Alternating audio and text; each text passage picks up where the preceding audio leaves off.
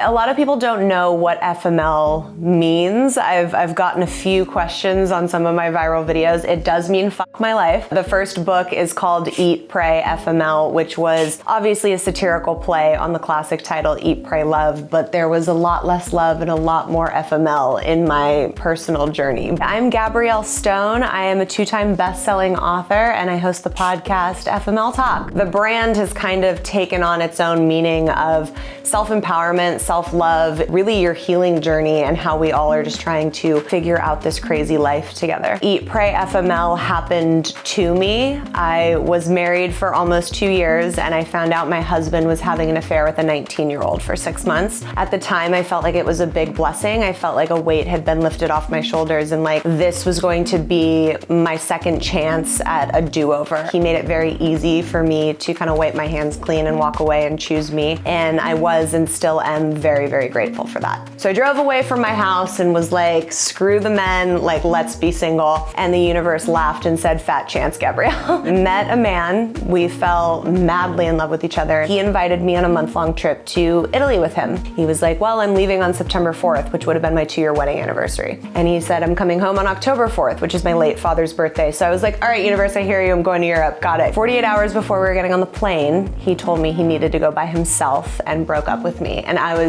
absolutely devastated. This man broke my heart like my ex-husband never could have done. And I was sitting on my bed at my mother's house, because that's where you move when you're 28 and you get divorced. I had a bottle of wine and just in a pool of tears and was like, okay, I can either stay at home heartbroken or I can go take a month-long Europe trip by myself. Took my backpack and I did 6 countries over the span of a month. And on that trip, I wrote the book, Eat, Pray, FML.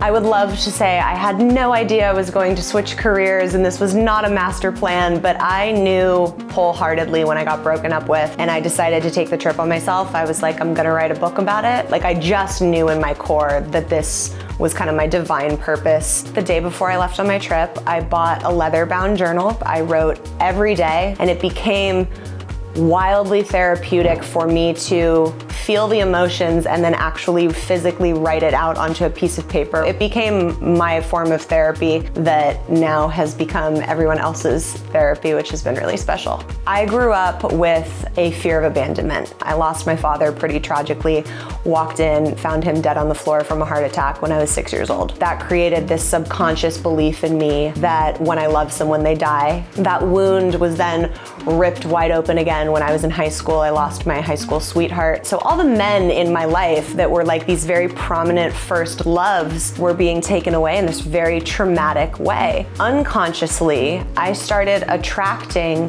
men that were going to show up and abandon me in my life. I'm a big believer in everything happens for a reason. Sometimes you can't see it until you're on the other side of it. But in this case, I saw it the moment it happened. This was the universe's very clear way of making me go face all of my fear of abandonment shit head on. Solo travel for me completely changed my life. I recommend it to any human that is willing to take the risk and go do it. The biggest lesson I learned on that Europe trip was because of the solo travel, and that was I'm never truly abandoned because I will never abandon myself. So I came back from Europe, I published the book. I started very quickly realizing how many people were like, great, we love it, we're obsessed with it, what the fuck happened after Europe? I realized that I was going to need to give everybody some answer. I eventually decided to write the sequel called The Ridiculous Misadventures of a Single Girl. That spans over the 2 years of my life once I came back from Europe. Writing the second book, it was a lot more difficult for me because when I wrote it, I was in a very happy, healthy relationship and I had to go back to a time where we weren't necessarily happy and healthy. And it was difficult for me because I had to write about things that I wasn't necessarily proud of, but I knew that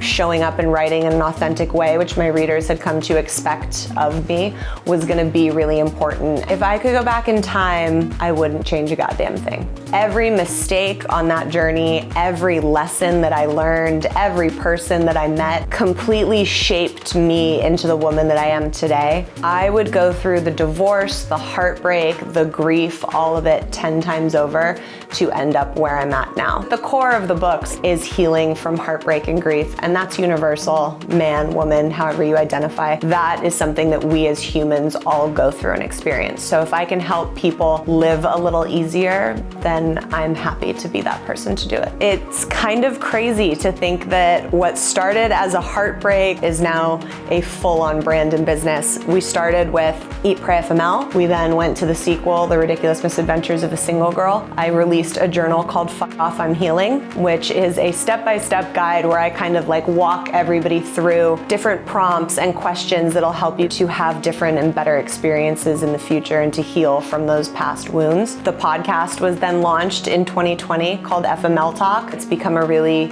safe space where people show up for kind of like their weekly therapy with me, but with some F-bombs and, you know, irreverent fun stuff that I bring to the table. It's been a really amazing thing to watch what was a readership turn into a community, and people that follow me online now and show up to be inspired by my content and how excited everybody is for me when they really have never even met me, but they feel like they know me from reading the books and from listening to the podcast. People can get the books exclusively on Amazon. The first one is Eat, Pray, FML. The second is The Ridiculous Misadventures of a Single Girl. You can also get the Self-Love Healing Journal, Fuck Off, I'm Healing, on Amazon. You can get all of these signed by me on my website, which is eatprayfml.com. You can find me on Instagram at Gabrielle Stone, and my TikTok is at Gabrielle_Stone. We also have all of the links to get to the podcast, which is FML Talk, that airs every Wednesday, and a whole line of merch if people are wanting to rock some of the self-love stuff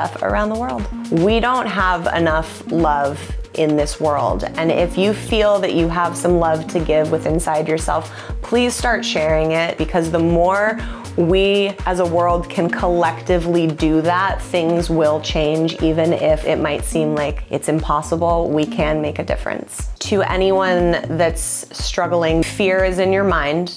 Don't ever allow fear to make you feel like you can't do something. Anything you're gonna do when you walk through the fear, there's magic that will happen on the other side, so make sure you do that. And if you are struggling from a heartbreak or a grief or anything where it just seems like everybody turned the lights off, I promise you there is a light out there, and it is so beyond worth it when you get there. So even if it's pitch black, just keep going.